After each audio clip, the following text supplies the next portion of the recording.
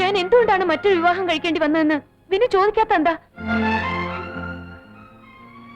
അതിന്റെ ആവശ്യം വിനുവിനില്ല. പക്ഷെ ഞാൻ മരിക്കുന്നതിന് മുമ്പ് വിനു അതറിയണം. ശ്രീദേവിയുടെ പൂർവ്വകാല ചരിത്രത്തെ പറ്റി എനിക്ക് കേൾക്കണമെന്നില്ല. അതെന്തു തന്നെ ആയാലും ഞാൻ അവളെ വിവാഹം കഴിച്ചോളാം. പിന്നെ അവളുടെ 2 സഹോദരിമാരെയും ഞാൻ വിവാഹം കഴിപ്പിച്ചയക്കാം. പിന്നെ ഇവിടെ നല്ലൊരു വീടും വെച്ച് തരാം.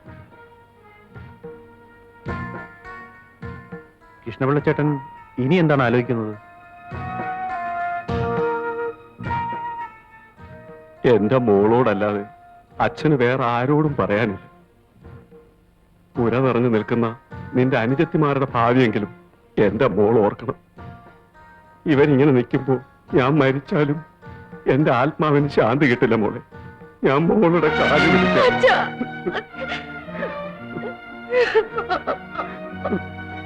എന്റെ മോളൊന്നും മൂളിയാൽ ഈ കുടുംബം രക്ഷപ്പെടും.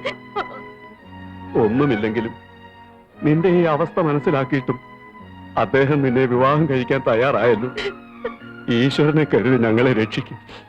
രോഗിയായ അച്ഛന് നിങ്ങളെ കല്യാണം കഴിച്ചയക്കാൻ കഴിയുമെന്ന് പറയാൻ പറ്റില്ല മോളെ.